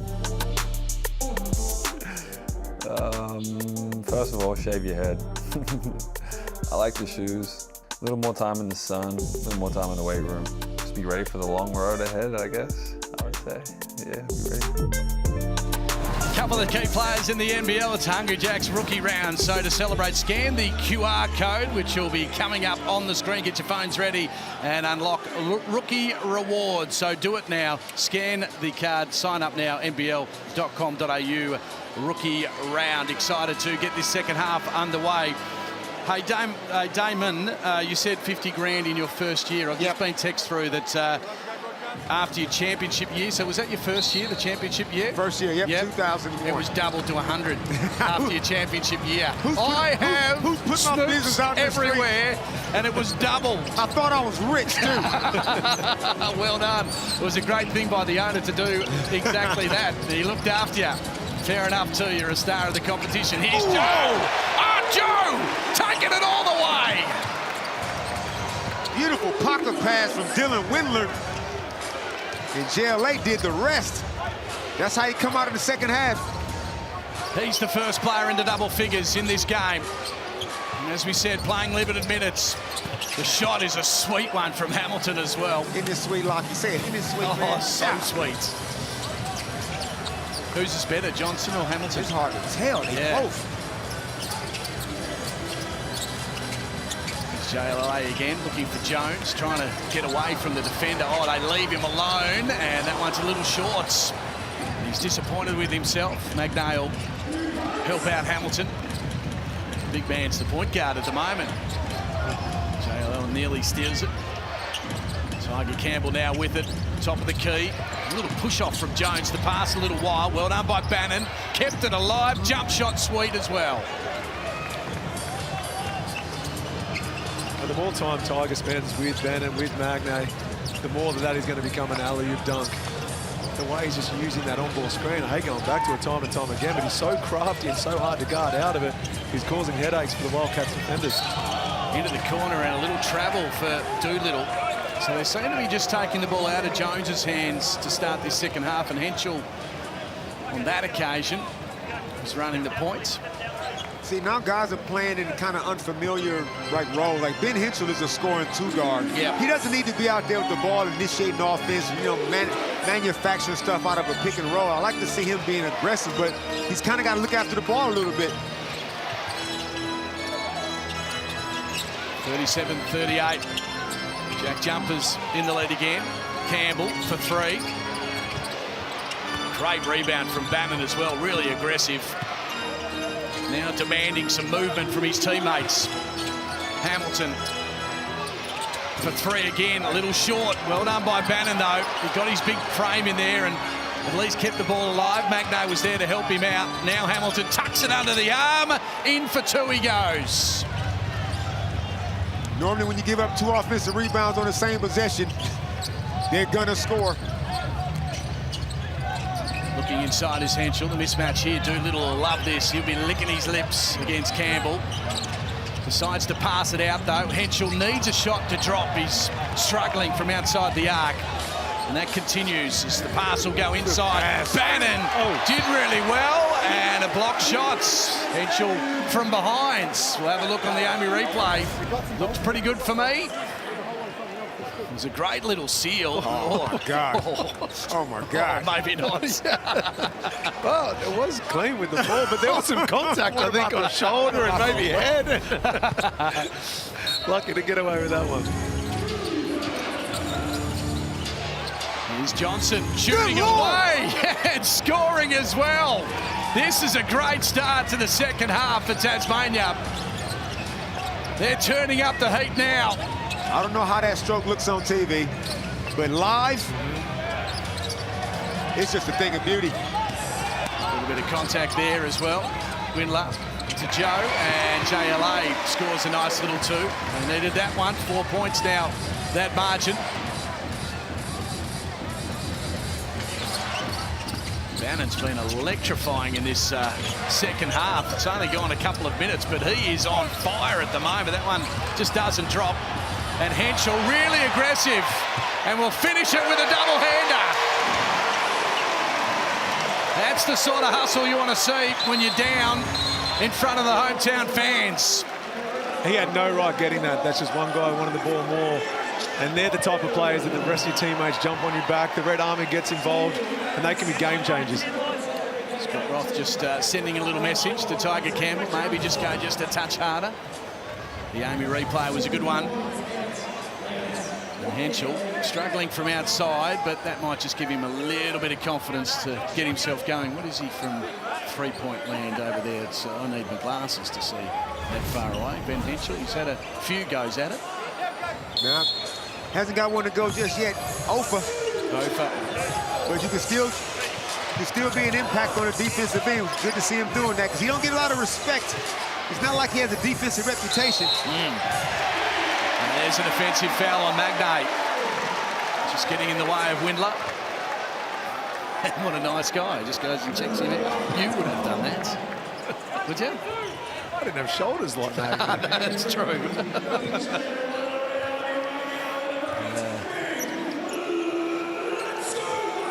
So 2 points that margin. Low scoring affair, as we said. Joe Luala-Chul, the only player. Now Hamilton is also in double figures, so both of them. But aside from that, pretty even spread of scorers for both teams as Windler needs to get a wriggle on, decides to pass it inside.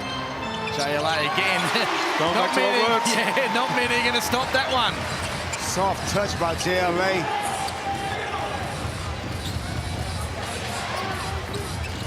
Wagstaff urging from the sidelines just to pick things up a touch. Get a bit more adrenaline into the game. And strong work again, Hamilton. That is tough. There's not much more the Wildcats could have done there, but just a great finish. So we'll see what Jones can do now. Same play. This I like, Damo. Do the same thing that worked. Keep going to JLA, you say. Reaching in. Magnay slipping through the back door was Doolittle, though. They were all focused on Joe Luala-Chul, and Doolittle found the gap.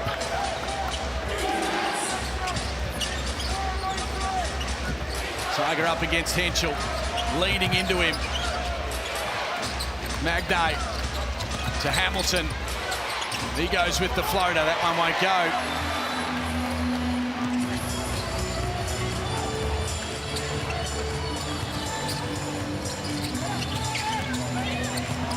Nearly loses possession. He has lost possession. It'll be a Tasmania ball. Wouldn't be surprised if a timeout came soon. Some tired, some dudes out there huffing and puffing. Not one foul.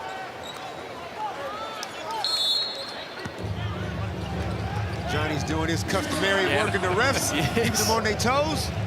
Just the one foul in this quarter for both teams. A lot of body contact there. And on that occasion as well. So a 3-point free throw will come the way of Johnson.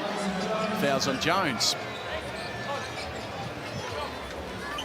There's nothing separating these teams. It's purely going to come down to execution.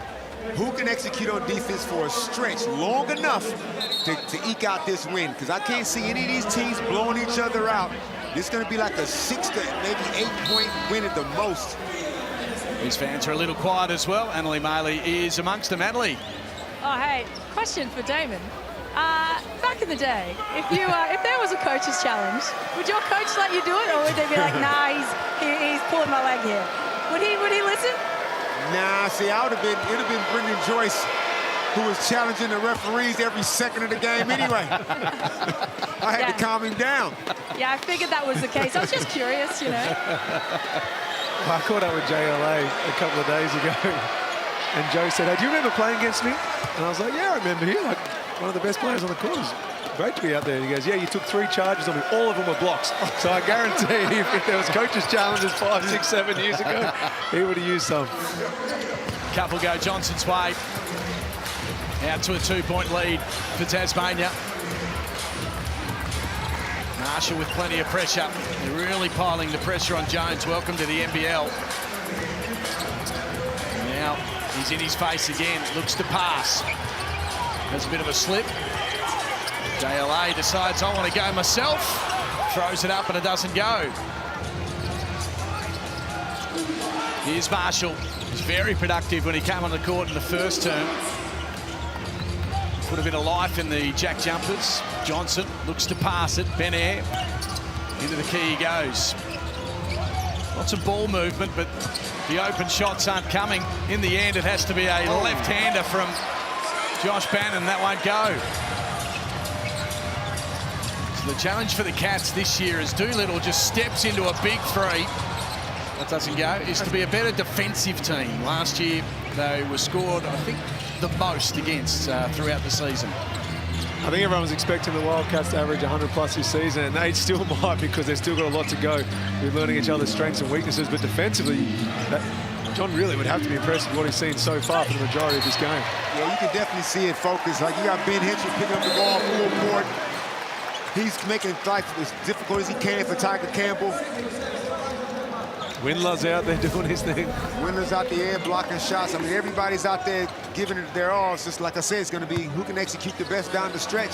And for Ben Henschel as well, if he's wanting to take that next step to the NBA, a more defensive approach will certainly benefit him. 100%. That'll be the message that I'm sure JR and the coaching staff are sending to him. And he loves being challenged. He's a competitor. He absolutely lives and breathes this game. And so if someone said, you're not a defender, he would have taken that personally. I think we're seeing already the improvement he's made in the offseason. But the longer last season went on, the better he actually became at it as well. So he can defend. It's just that he's known better at the other end. Here's Ben Air running the show to Deng. Tempted to shoot. Had Jalo Alachul hovering around him. Pepper trying to run down Johnson. He's under pressure. He was still on target, just a little firm, and it went in. And Deng was amongst that. We'll credit that one to him. Offensive the long rebounds. arms. Offensive rebounds. That's what Scott Ross been preaching since he's been on the island. Also Nance. To Windler. Little fend off from the guards, and he's come out and put on a little show as well. Every chance to try and get some minutes. The long pass will be good.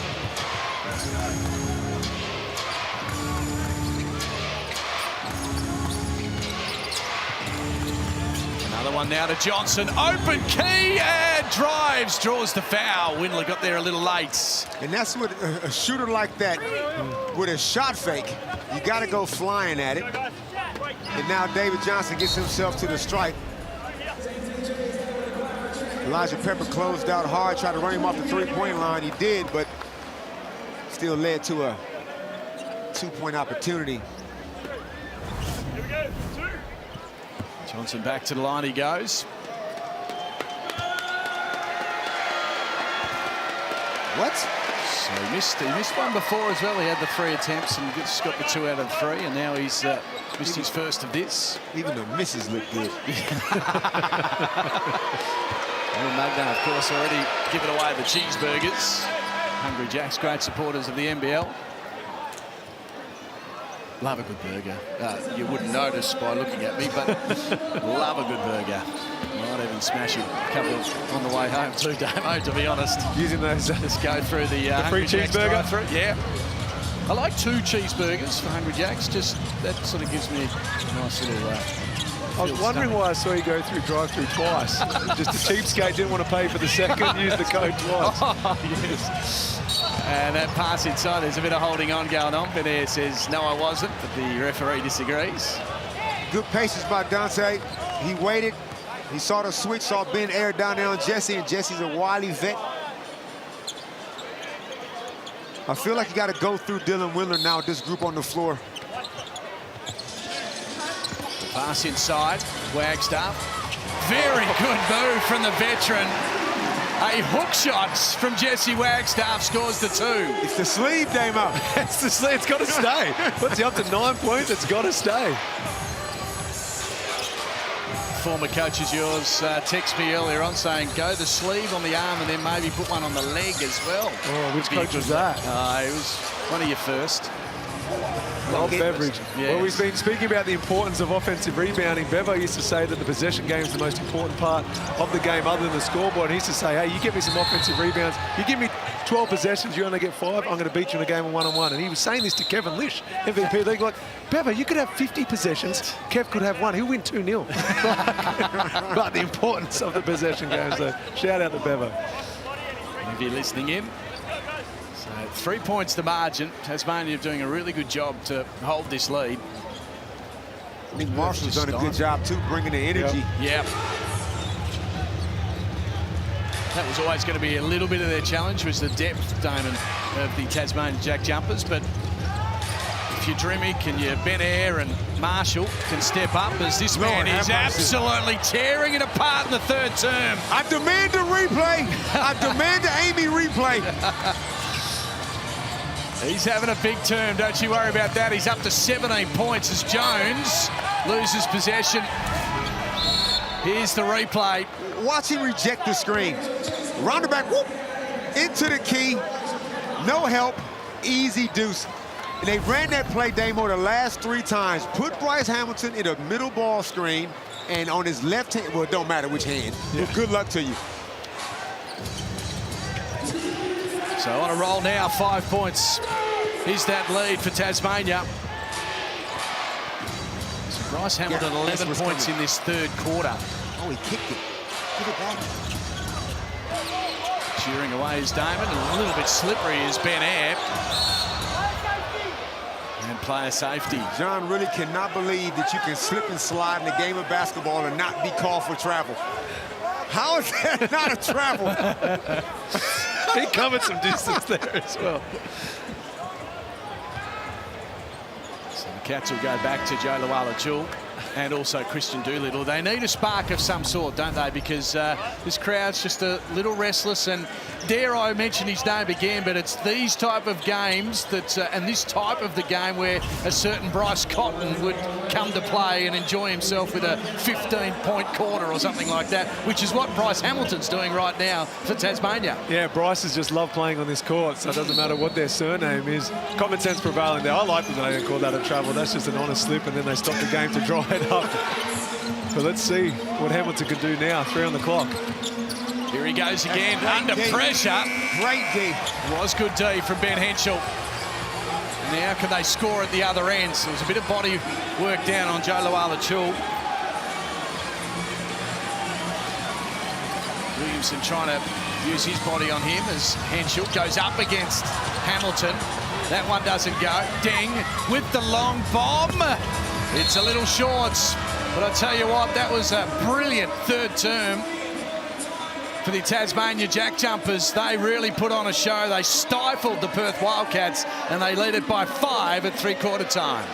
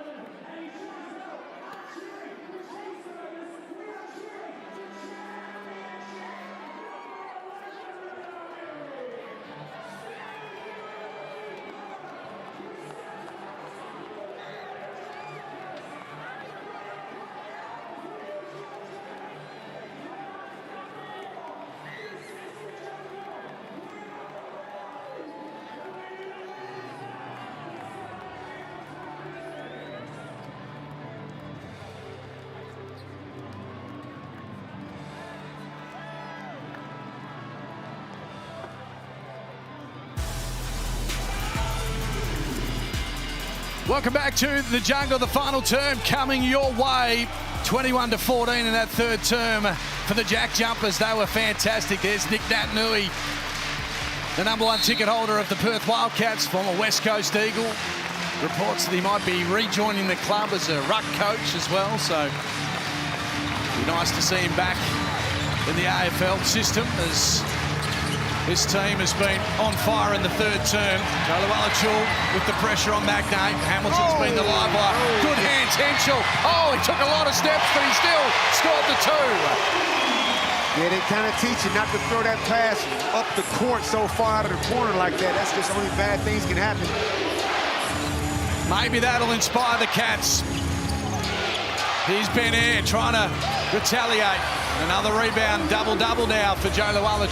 Got the 14 points and 10 rebounds. Henschel again, trying to get aggressive. Taking on the defender and rattling one home. This is what they needed. Ben 10.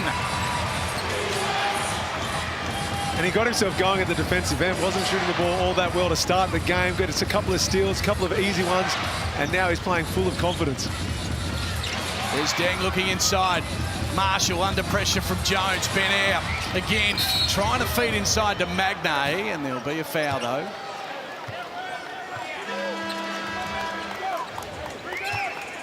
Was there a foul? Was there a foul? Okay. Here's the Amy replay. Ben Henschel taking it to the rack and then scoring another one under pressure inside the key. He's got scoring in his DNA. You get him in a situation like that, his instincts take over. 6 points to his name. Hamilton leading the way with 17. As that is a long bomb and Deng swishes it away. Do not forget about Juk. He's been quiet, but he is a champion who can fill it up. And Scott Rothamo is going with 2 little guards. Ben Air and Tyrone at the same time. Well, when Tiger went to the bench, Ben looked over and thought, okay, I must be getting subbed out here. He was almost surprised. He said, no, we're staying on. That, to me, indicates that they want to raise the pressure at the defensive end. They want to start picking up full court, similar to what we've seen the Wildcats do to start this fourth.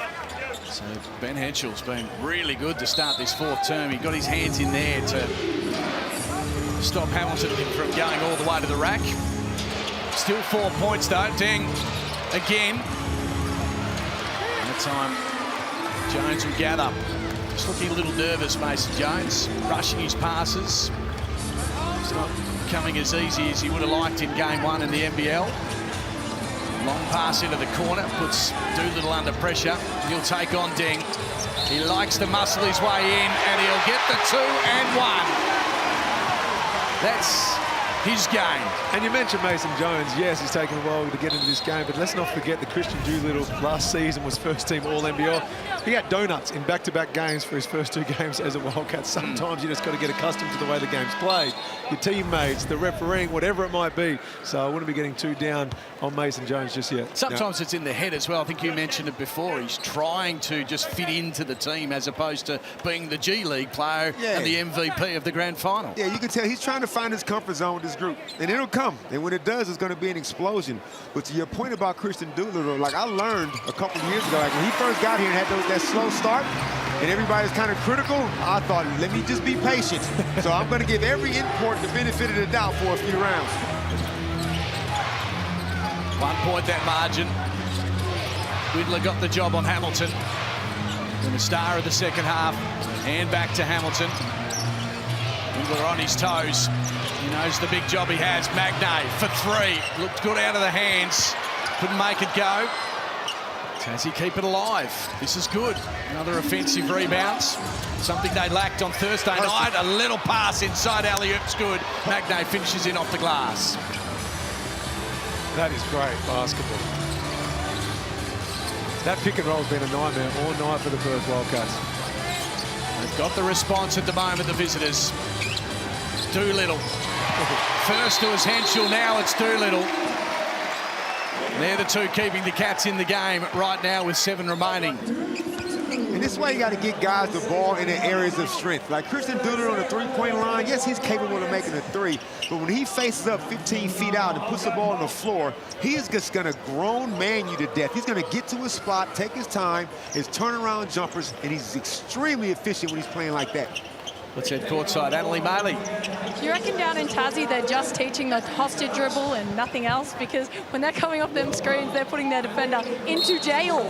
Into jail. He can't go anywhere. Yeah, it's a point guard clinic going on. We're loving it over here. Another good effort from Ben Henschel. Getting his hands in there.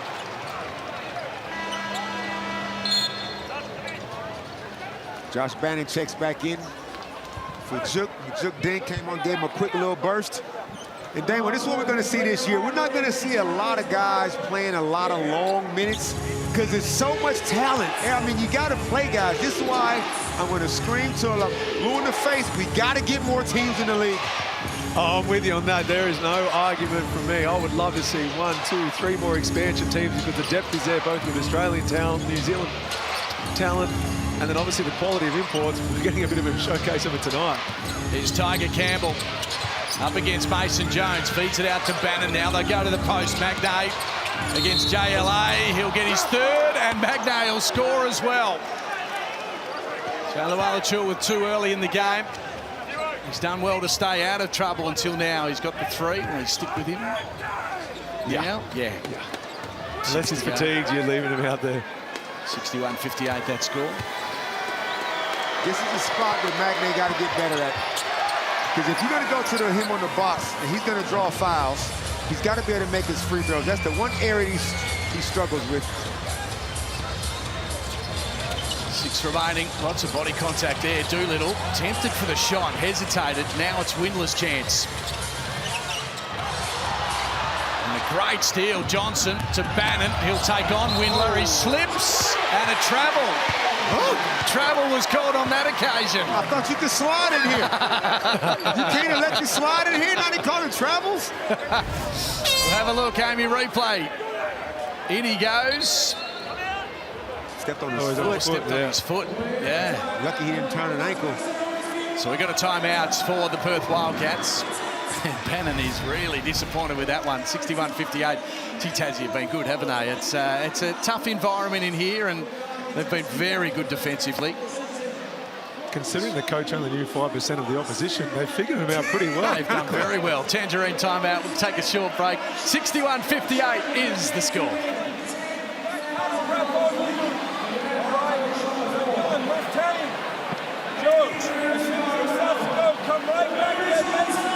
Tassie did a good job restricting the Perth Wildcats. They had 10 offensive rebounds at the half. In that third quarter, they did not give up 1 offensive rebound. And it's those little things that Scott Walker's always prided himself on. But this is, like I say, a new group. As the mascot catches one to the dome. You guys missed it. But we're not going to see the best of any team this early in the season, Damo. But this is why you still got to find a way to win.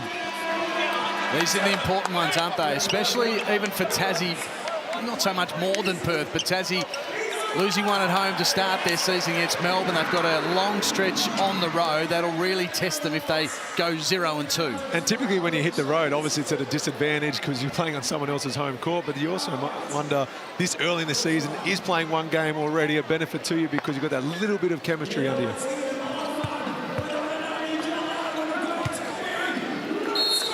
3 points is the margin here. Tasmania 61-58. It's an enthralling contest, not a high-scoring one. There's been some stars out on the court. Big step back from Jones. He would have shot that last week in the pre-season game. Windler a little firm. Then he nearly lost it. That's a good point, Lockie. Would he have shot that? Yeah, absolutely he would have. And this is what I'm saying. Like, you gotta be yourself as well. And it's always hard, like I keep saying for imports. You want to be the team guy, but you also, they recruited you for a reason. Yep. Well, he was stepping back, shooting all the shots in the game last weekend in the pre-season game. 7 of 8 from three-point land. And he's just got the 5 points at the moment. Mason Jones. And a tough initiation to the NBL. Hamilton, he hasn't struggled. He continues to throw them up. There's plenty of confidence there as Chul continues to haul in the boards. 5:30 remaining in this game. Here's Jones again, looking to feed it off. Drawing the foul. He has drawn the foul and he'll go to the line. Yeah, you got to make up your mind what you're going to do.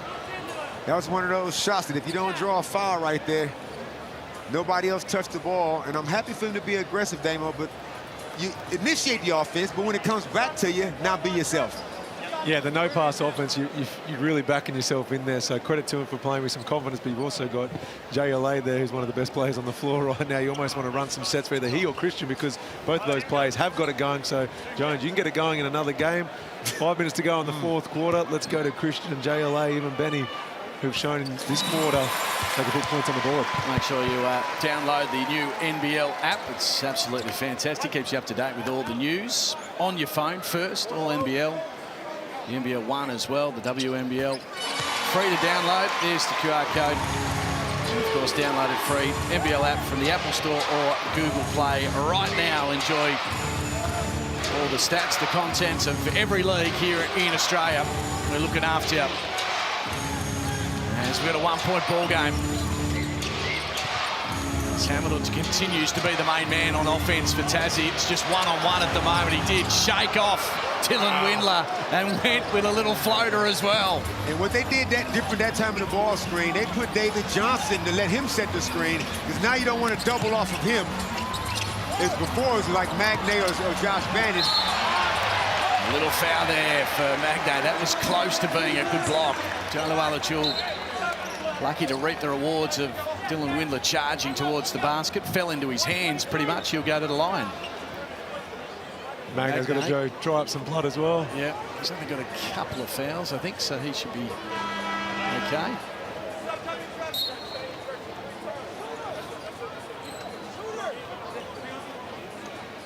So we'll see how Big Joe goes from the foul line. Couple of shots for him. That one runners around first all.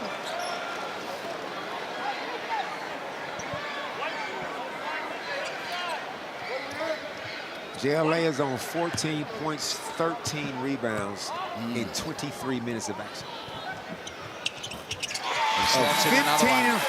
15 and 13 double-double. Like, I mean, are we talking first team?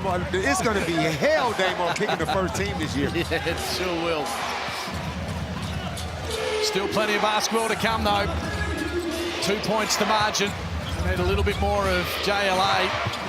And Tassie need a little bit more of this man. He's in complete control. He's setting up players from everywhere. Alley to Deng. Down it goes.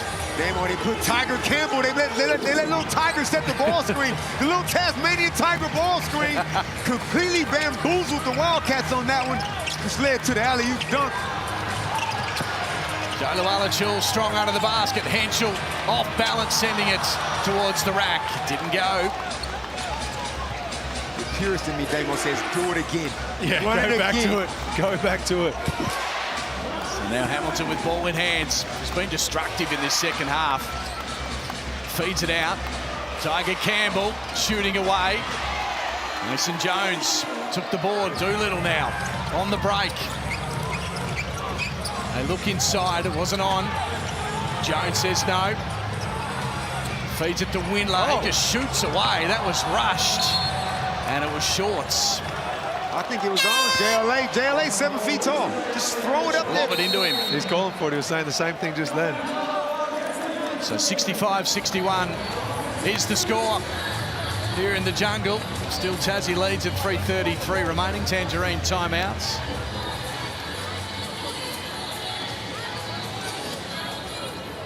That was a good point, Damo. You said, like, Tasmania already played one game. They've had a chance to already work out some of the nuances, whereas Perth hasn't had any real proper NBL game rep. So I figured the travel was going to be an issue. Not that they would use that as an excuse anyway, but just having a game under their belt to smooth things out. They look very poised right now.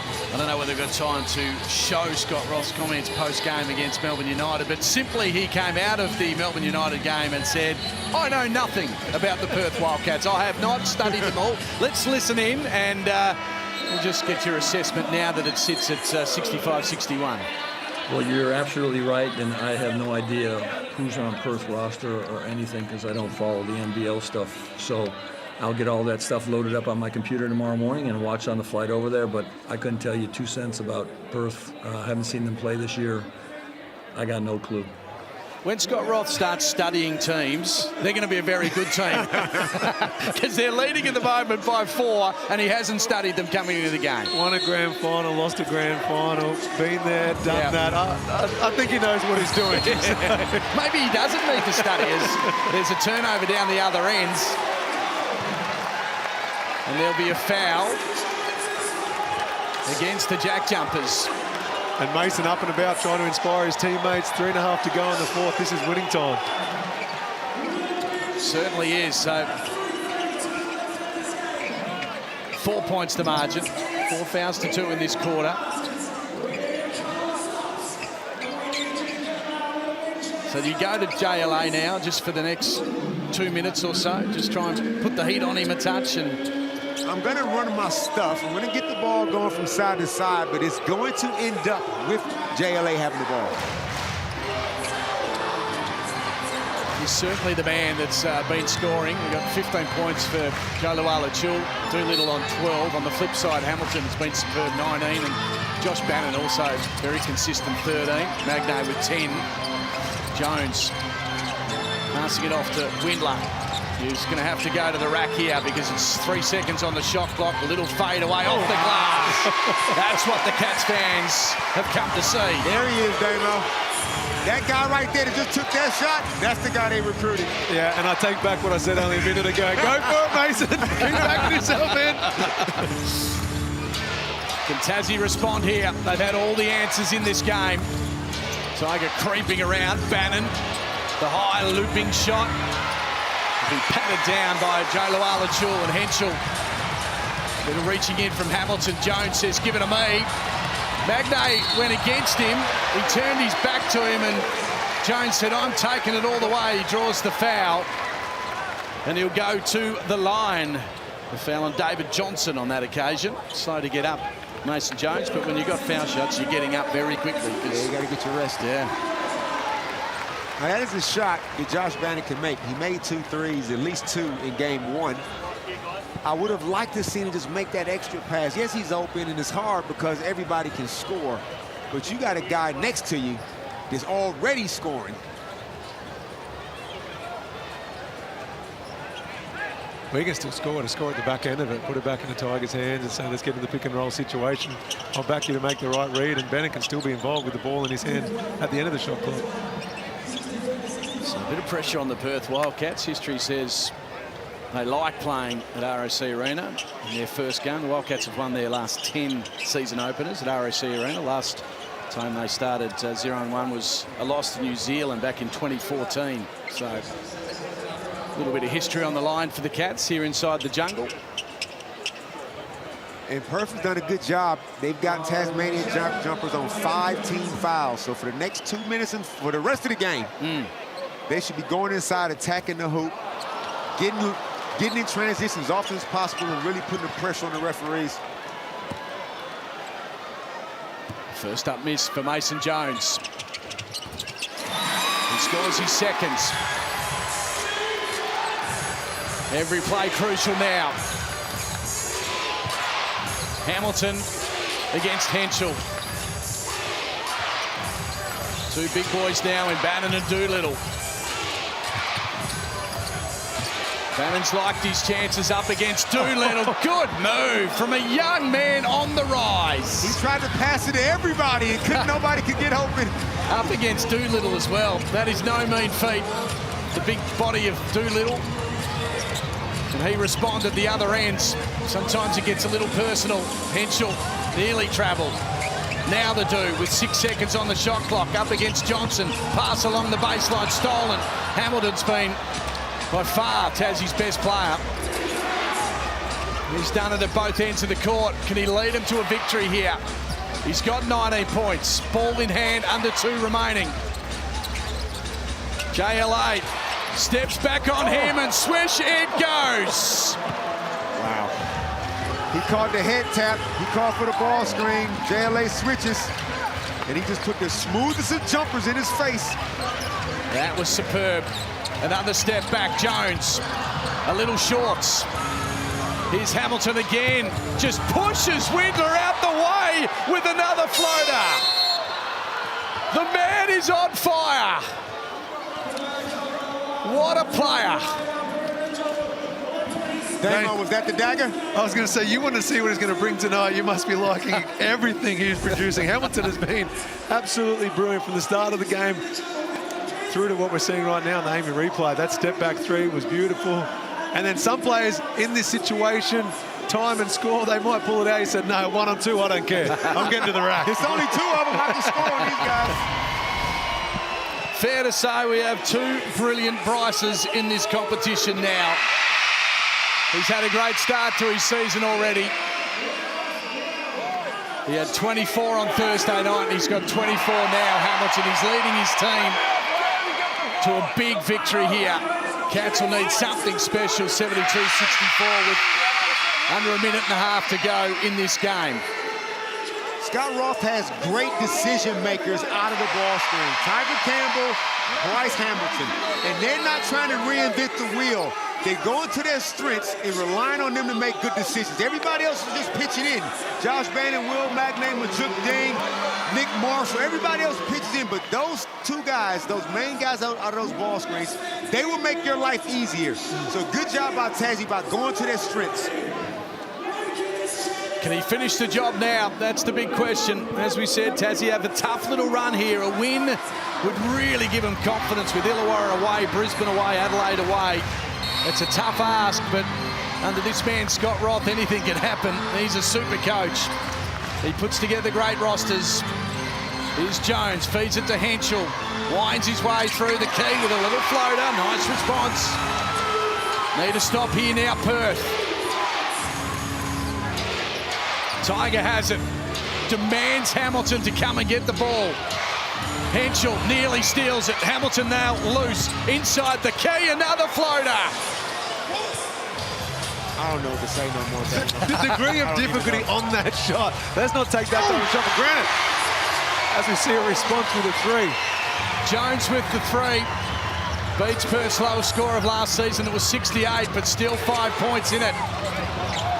They need a turnover here. Doolittle nearly got there. And now they'll foul. Still got some fouls up their sleeve, the Perth Wildcats. On the other end, though, Tassie haven't, so that's one advantage they have. They relaxed for a split second, and that's all Mason Jones needed to keep this thing close. But you can't trade baskets. Simple as that. The inbound's a good one. Johnson into the key, takes it. Can't make it go. He might get the loose ball, though. It's gone out of court. It'll be a Cats ball. And he's sore, too. He's come up feeling the lower half of his leg. I think it's just cramp. Luckily, it's just cramp. He's got a little nervous there. It's pickle juice time. Pickle juice. You had pickle juice? Love pickle juice as a kid. Do you? Yeah, we would get Dill's pickles. Those... As a kid? Oh, yeah, we used to drink the juice right after we ate all the pickles. Mate, it only works for cramps because it's so disgusting it takes your mind off the cramp. The cramp's actually still there. All right, so 49 seconds remaining. It's Tassie's ball game at the moment. They lead it by 5. They are in a bit of foul trouble, though. Jones up against Tiger Campbell. He's got more aggressive as the game's gone on. Oh, he's got a foul and a 2. Get the ball to Jones. I was telling you, David. He probably should have done this in the second quarter, you would have thought. Can you see the difference? Now Mason Jones is playing the aggressive style. This is who this man is.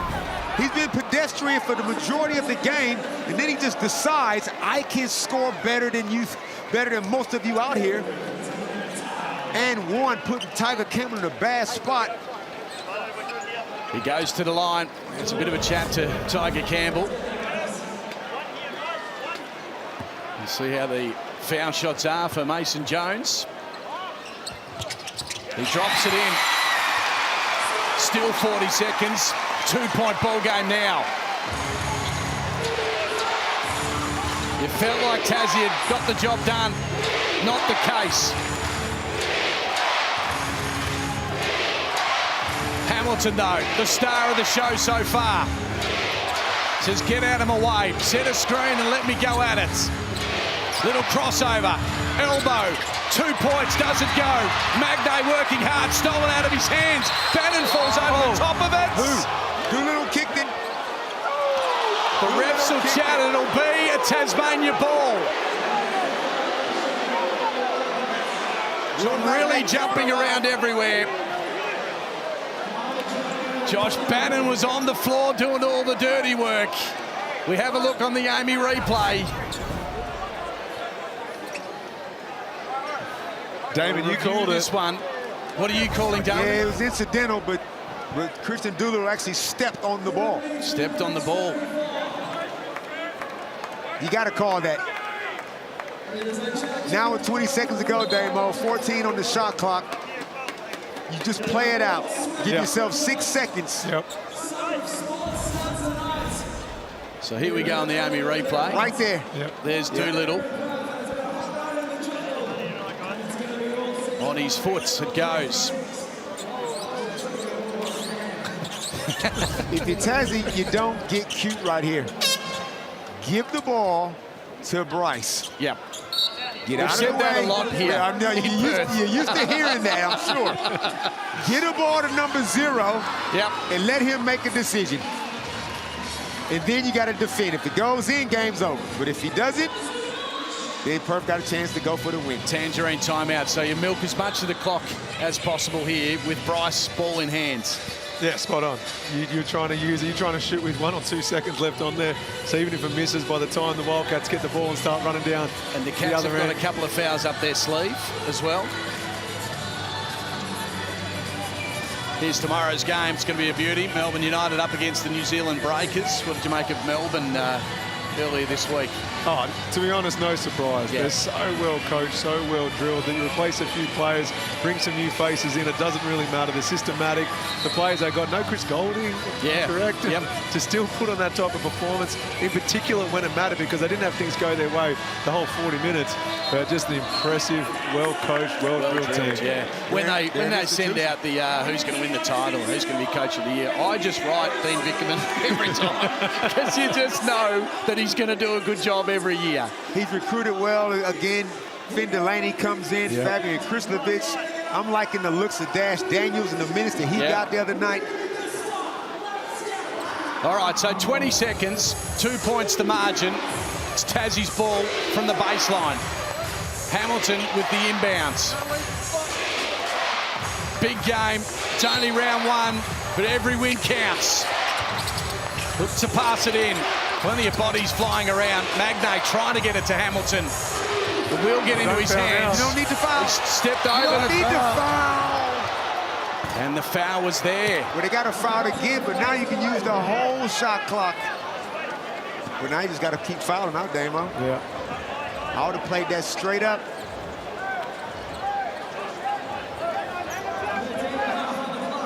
So still 2 points.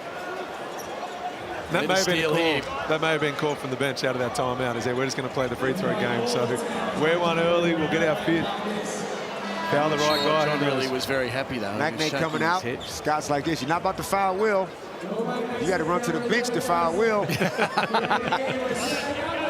bit of a smaller lineup, although Dean is still pretty tall. So you get your free throw shooters out there. Yeah. 13 seconds. Can foul the Cats. Trying to get it in. They did really well. Ding's long arms will gather it, and the foul will have to go from JLA.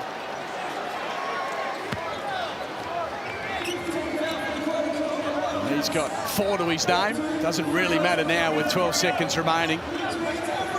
Okay. Ding will go to the line. Fresh off the bench. See how he goes.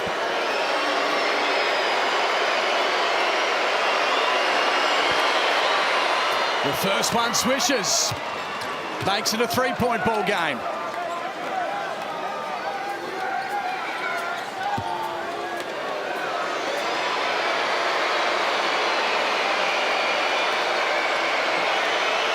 Pressure's all on him now. That one rattles around. Doolittle gets it to Henschel. Damo, you back got to a foul. Doolittle. Gives it to Jones. Can he be the hero? Slipped over. 3 on the shot clock. Has to throw it up. It was a loose throw in the air. Tassie get the job done. After a loss on Thursday nights, the JackJumpers come to Perth and cause an upset. Brilliant performance. And it was a Bryce who got the job done in Perth. Bryce Hamilton's his name. Watch out for it for the rest of the season, because he is a star. We came in with high expectations from all 3 Tassie JackJumpers imports. All 3 stepped up tonight, but Bryce was the best player out there on the floor. But there's plenty to like about both of these teams. They're only both going to get better. There's lots of improvement. It was a slow start to the game, but in that 4th quarter in particular, we saw plenty of skill out there on the floor, plenty of passion, plenty of effort.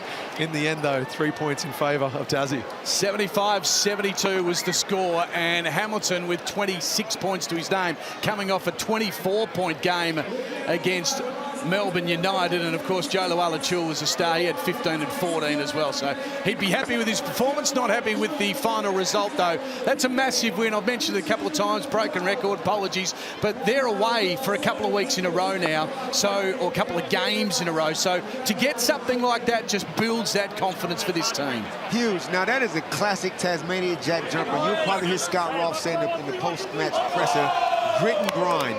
They grinded that win out. They had a deficit at quarter time, and at halftime only by a bucket.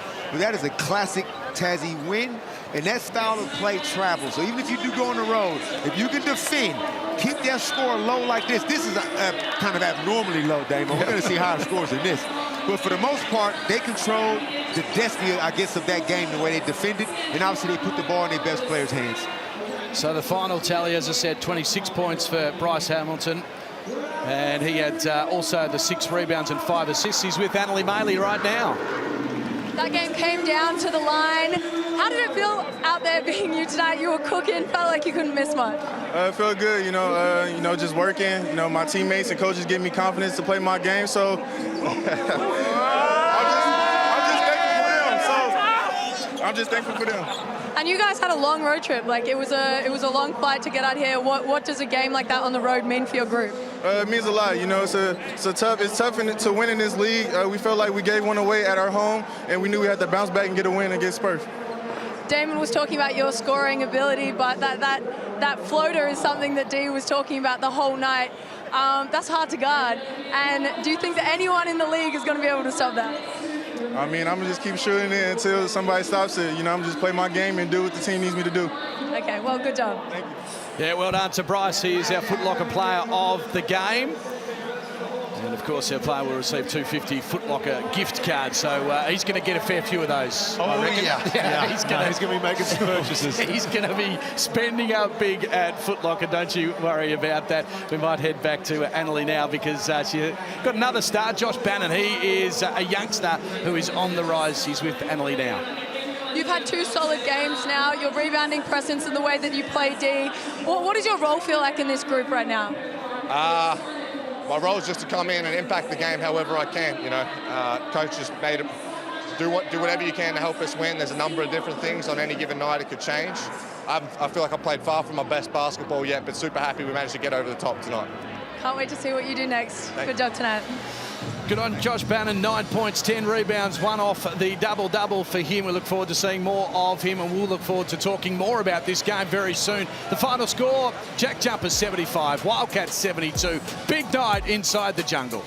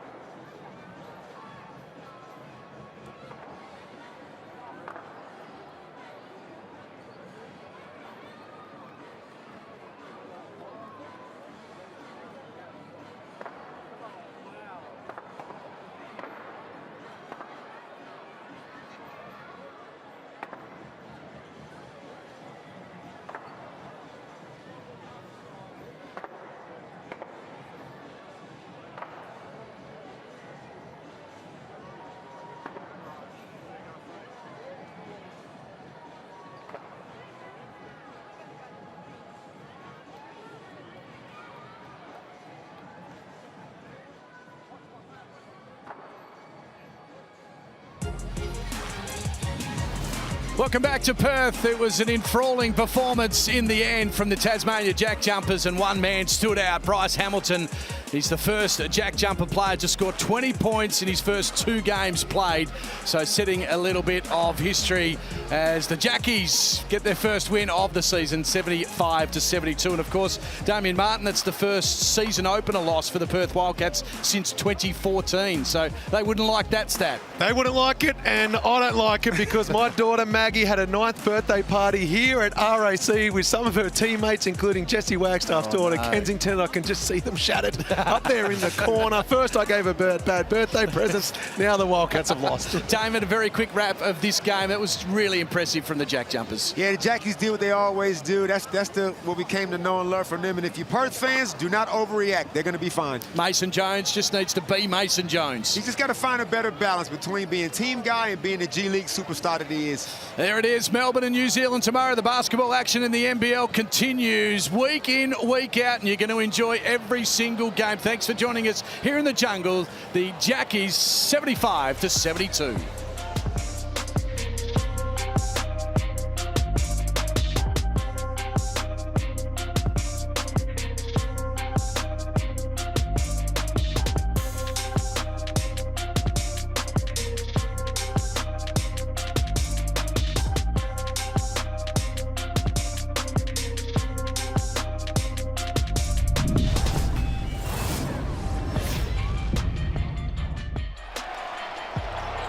This program is brought to you by Hungry Jack's and Bunnings Warehouse.